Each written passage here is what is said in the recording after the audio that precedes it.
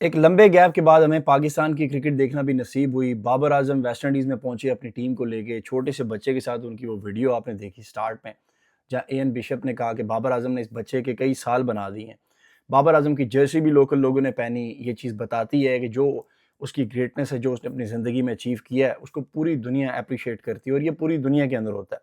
ये तो कुछ पॉजिटिव चीज़ें हैं। दुनिया का कोई भी बड़ा प्लेयर है जो उसके फैंस होते हैं अक्रॉस द ग्लोब, उनका ये एक जेस्चर शो करने का तरीका होता है कि उसकी शर्ट पहन ली, उसकी ऑटोग्राफ लिए, पैम्फलेट्स के ऊपर आके लिख लिया कि वी लव बाबर, ये तमाम चीज़ें। और ये तमाम चीज़ें being a Pakistani cricket fan या पाकिस्तान क्रिकेट फ़ैन बड़ी खुशाइंद और अच्छा लगता है, टू बी वेरी ऑनेस्ट। जब आपके players as a brand ambassador आपकी कंट्री को रिप्रेजेंट करने के लिए जाते हैं और फिर उनको उस तरह प्रेज़ किया जाता है, इट ऑलवेज लुक्स गुड और ये मज़ा आता है इसको देख के। लेकिन पाकिस्तान क्रिकेट टीम के मसाइल, इसके ऊपर तो बात ना करें तो मुझे नहीं समझ आती कि फिर और पीछे बचता क्या है। द रीज़न इज़ कि ये लोग हमें रीज़न या प्लेटफॉर्म प्रोवाइड करते हैं कि हम इनकी वीकनेसेस को बार बार हाईलाइट करें।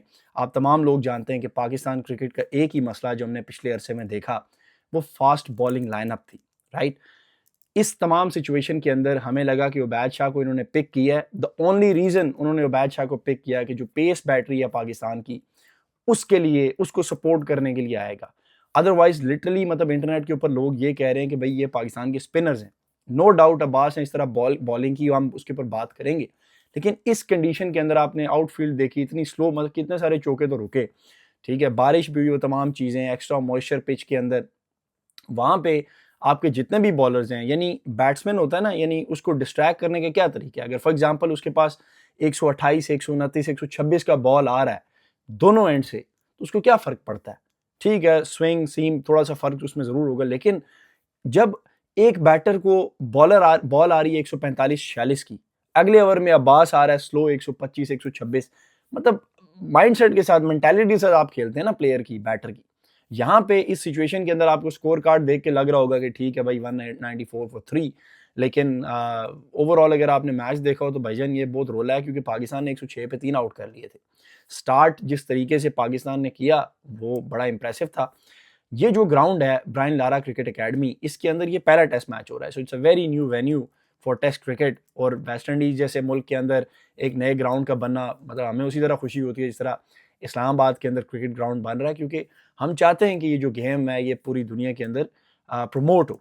और ये बड़ा खुशाइन था। और फिर ब्रायन लारा जैसे लेजेंड के नाम पे ये ग्राउंड, और फिर स्टार्ट ऑफ द गेम वहाँ पे सर गैरफील्ड सोबर्स के लिए जो 1 मिनट साइलेंस की गई, जाहिर सी बात है वो भी एक बड़ा, ऑब्वियसली ये बड़ा कॉमन जेस्चर है, लेकिन अच्छा लगा ये देख के, क्योंकि एक इतना लेजेंडरी क्रिकेट जिसने क्रिकेट को बड़ा कुछ दिया, जो लोग उस एरा के हम तो नहीं देख सके उस तरीके से।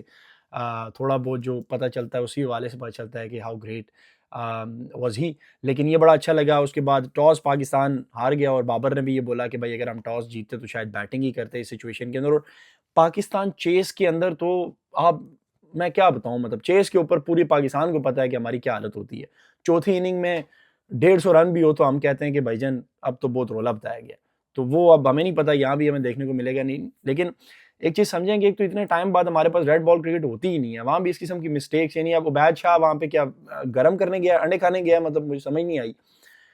एक ही मुद्दा था ना कि भाईजान अब अब्बास फास्टेस्ट बॉल प्रॉब्ली 128, 134 की उसकी है खुरम की, या 131 की, और मोहम्मद अली की शायद 134 है, हाँ।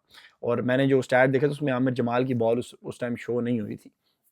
कुछ अच्छी मूव्स पाकिस्तान ने ज़रूर की, जिस तरीके से आमिर जमाल को दोबारा लाया गया। और आमिर जमाल मेरी जान 5.4 के इकॉनमी रेट के साथ तुम रन खा रहे हो टेस्ट मैच के अंदर, और वो भी तब जब तुमने अपने पहले ओवर को मेडन करके तुमने पहले ओवर में विकेट निकाली हो, चेंदर पॉल की विकेट निकाली हो, जो बॉल उठा आगे से उसने उसको डिफेंसिव शॉट, वो भी एक गलत ही शॉट था।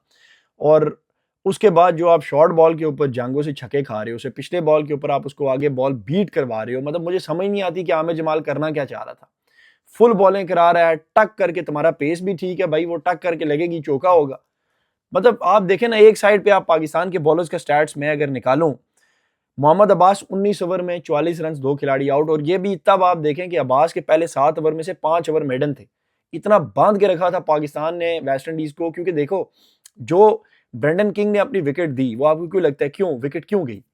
इतनी सारी डॉट बॉल्स आई हुई थी, प्रेशर आता है ना, जाहिर सी बात है, रन ही नहीं है भाई। पहले सेशन में 14 ओवर में 23 रन है। अब आप बताएं 1.3 का इकोनॉमी चल रहा है, अगले में उन्होंने 28 ओवर में 105 रन मार दिया, आपको 104 रन, समझ रहे हैं। तो शुरू में इतना बांध के रखा, वो किंग भी उसको पता नहीं कट मारना चाह रहा था, क्या करना चाह रहा था, और अब्बास ने बड़ा उसको क्लोजली एक आध दफा वो पहले भी बच चुका था, वहां पे वो एज लग के बोल्ड हो गया। तो अब्बास तो जो मोमेंटम उसने दिया वो तगड़ा था, मतलब पहले 7 में से 5 ओवर मिडन और उसके बाद उसको 2 ओवर में 14 लग गए, इसलिए उसके ओवरऑल जो स्टैट्स आपको लग रहे होंगे, इन 19 में भी उसके 6 ओवर मिडन है। खुरम शहजाद की भी वो 1-2 स्विंग बॉलें आपने देखी होंगी तगड़ी, लेकिन वही बात है कि इम्पैक्ट तब होता है जब आप अपनी स्ट्रैटेजी से विकेट निकालो। एंड मुझे ऐसे लगता है कि ये जो पेस का बहुत ज़्यादा डिफरेंस का ना होना, ये एक बड़ा इंपॉर्टेंट फैक्टर है इस चीज़ के अंदर। मोहम्मद अली को भी हमने देखा कि भाई लड़का कुछ तगड़ा करेगा, पेस चेस भी चलो कंपैरेटिवली ठीक ही है, अदरवाइज वो स्पिनर वाले जोन में तो नहीं आता। 12 ओवर में 21 रन, लेकिन अगेन विकेट नहीं। अली उस्मान, मुझे ये देख के बड़ी खुशी हुई कि फाइनली कोई एक ऐसा बंदा पाकिस्तान टीम के अंदर है जो थोड़ा बहुत कोई गुफ्तगू करना जानता है, खास तौर पे फॉर अ न्यू प्लेयर। जिस तरह सलमान अली आगा ने बात की, it was delightful to watch, क्योंकि हमारे यहाँ नॉर्मली कोई बड़ा मतलब बाबर आजम हो और कोई भी Rizwan, they don't know how to appreciate और वेलकम द न्यू प्लेयर। तो ये चीज़ देख के मुझे बड़ा मज़ा आया, और मुझे ऐसे लगता है कि आगा के अंदर ये क्वालिटी तो है तगड़ी। उसने जिस तरह उसकी सारी हार्ड वर्क और एफर्ट को सपोर्ट किया, फिर उसने बताया कि जो बैगी ग्रीन है इसकी क्या वेटेज है, ये एक टेस्ट प्लेयर जान सकता है। So it was very delightful to watch.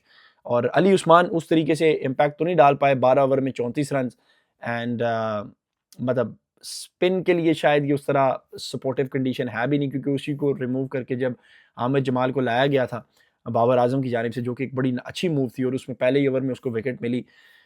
On the other side अगर आप वेस्ट इंडीज़ की बात करें तो शुरू में तो उन्होंने बहुत स्ट्रगल किया, मतलब ब्रेंडन किंग हो गया, चंद्र पॉल ने 77 बॉलें खेली, एक चौका मारा, 1-4 इन 77 बॉल्स। अब आप देखेंगे कि जब पाकिस्तानी प्लेयर वहाँ पे जाएंगे तो इन्होंने वही रैश शॉटें मार के, अब क्योंकि वहाँ पे शोमार जोसेफ है भाई, जेडन सेल्स है उधर, के मार रोच है, मेरे ख्याल से 300 विकेटें अभी रिसेंटली उसने पूरी की हैं। तो फेंटा बहुत बड़ा है पूरे, जहरी बात है बीच में बारिश भी होगी, आपको पता है लंच भी 14 ओवर के बाद हो गया था, शायद इन्होंने ट्रेड शेड भर के खाया है ज़्यादा, उसके बाद ही 28 ओवर में 104 रन लगा। लेकिन 77 बॉलों पे एक चौका, 21 रन, फिर अजी 29 बॉलों पे 12 रन, ये भी ठीक हो गया। आमिर जांगो शुक्र करो वो आउट हो गया, जो वो प्राइम फॉर्म के अंदर है ना, वो उसने तो दुम्बा बना देना था मार मार कर। वो आपने देखा है कि 2 चौके 1 छिके उसने मारा 32 बॉलों पे, और दूसरा Shai Hope wicket keeper batsman, 91 ball के ऊपर जिगर के सिर्फ 2 चौके हैं, और फाइनल सेशन के अंदर तो बाउंड्री नहीं आई, ठीक है। तो सिचुएशन ये इस टाइम जारी है कि एक ही बंदा है, केविन हॉज, और इसने अपना डेब्यू किया था ऑस्ट्रेलिया के अगेंस्ट एडिलेड के अंदर। ऑस्ट्रेलिया का वो टूर जहाँ पे वो इन्होंने हिस्टोरिक विन भी की थी, वो शमार जोसेफ की बॉलिंग आपको याद होगी। पहली दोनों इनिंग में इसको हैजलवुड ने आउट किया। 2012 में इसका जो है फर्स्ट क्लास डेब्यू, और मैं हमेशा कहता हूँ कि कोई भी प्लेयर अपनी फॉर्म में वापस आना चाहे तो वो पाकिस्तान जिंदाबाद, उसके लिए पाकिस्तान क्रिकेट टीम। और ये अब आ चुका है, ज़ाहिर सी बात है, मेरे ख्याल से 100 भी मारेगा, अल्लाह ना करे मारे। हमारी तो ख्वाहिश नहीं है कि हमारे खिलाफ लोगों के सेंचुरियां बने। 15 टेस्ट मैचों में 2 100 हैं इसके, 4 इसके 50, चौथा 50 इसने कल लगाया, और इसके पहले 2 जो 100 हैं, एक ऑस्ट्रेलिया में है, ठीक है, और आई थिंक वो ब्रिस्बेन में इसने वो 100 किया था, क्योंकि एडिलेड में तो इसने अपना डेब्यू किया, आउट हो गया। ब्रिस्बेन में अगला मैच था, उसने वहाँ पे 100 किया, और एक इसने इंग्लैंड के अगेंस्ट 100 किया हुआ है। सो 2 ही 100 क्वालिटी टीम्स के अगेंस्ट, एवरेज 28-29, शान मसूद के आसपास। तो पता ही नहीं होता, मतलब मैंने तो कल इसका पहली बार नाम सुना है, सीधी सी बात है। मतलब पहले ठीक है, वो जब वेस्ट इंडीज़ वो ऑस्ट्रेलिया मैच हुआ था तो हम उस टाइम तो नहीं इतना पता था भाई कि वेस्ट इंडीज़ की टीम में कौन कौन है। वही ये जो प्रोमिनेंट परफॉर्मर होते हैं, वही जो नए लड़के होते हैं, उनको तो इतना कोई बॉदर नहीं करता। शमार जोसेफ का नाम उस टाइम चलता था। तो मैंने कहा ये पता नहीं कौन आ गया है, मुझे लगा कोई 18-19 साल के बच्चा होगा। जब मैंने नाम शाम पढ़ा, जब मैंने देखा तो मैंने कहा ये तो पूरा जड़ा है।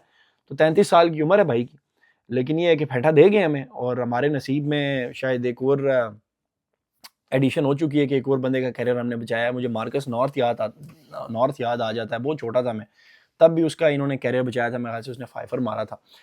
तो ये मुद्दा है जी डे 1 के ऊपर। ज़ाहिर सी बात है पूरा मैच भी नहीं हुआ, और थोड़ा सा मैं लेट इसलिए कि यार थोड़ा सा स्केड्यूल का गेम बनेगा, क्योंकि मैंने सुबह काम पे जाना होता है, और आज जो छुट्टी थी, लेकिन और बहुत सारे रीज़न थी जिनकी वजह से नहीं आपके सामने पहले आ सके। बट ये है कि थोड़ा सा वो जो लास्ट सेशन होगा उसका हाफ हम कवर कर पाएंगे हर दिन के अख्ताम पे। बट आई जस्ट वांटेड कि जो पहले दिन की जो अपडेट है एक तो उससे आपको आगाह किया जाए, और उसके साथ साथ जो पाकिस्तान की हल्की फुल्की वीकनेसेस हैं, वही कि obviously when you are not getting wicket तो ये आपकी वीकनेस ही है। कंडीशंस आपको सपोर्ट कर रही हैं और ज़ाहिर सी बात है स्टार्ट ऑफ द इनिंग में बहुत ज़्यादा सपोर्टिव कंडीशन थी, बारिश भी हुई, एक्स्ट्रा मॉइस्चर, लेकिन उसके बाद वो सारी चीज़ें रिसीड होती गई और अब नहीं पता कि डे 2 डे 3 में यूँ यूँ चलता जाएगा तो काम क्या होगा, लेकिन हमारे लिए चीज़ें हो सकता है मुश्किल हो जाएँ क्योंकि वेस्ट इंडीज़ के पास जो पेस बॉलिंग अटैक है वो हमसे बहुत तगड़ा है और ये आपको क्लियर डिफरेंस पता चलेगा। मैंने इसीलिए ये वीडियो जो है इसकी बेस ही है कि हम इस सीरीज़ के अंदर या इस पर्टिकुलर मैच के अंदर पेस में लैग कर रहे हैं and I think that's the only thing जो कि डिफरेंस क्रिएट करेगी क्योंकि बैटर्स को पता है गेंद स्लो आ रही है, आराम से सुकून से देख के खेलो, रोकने की आपने देख लिया है, किसी के 90 बॉलों पे 2 चौके हैं, किसी के 70 बॉलों पे 1 चौका है एक्सेप्ट केविन होज और उसने 9 मार दिए।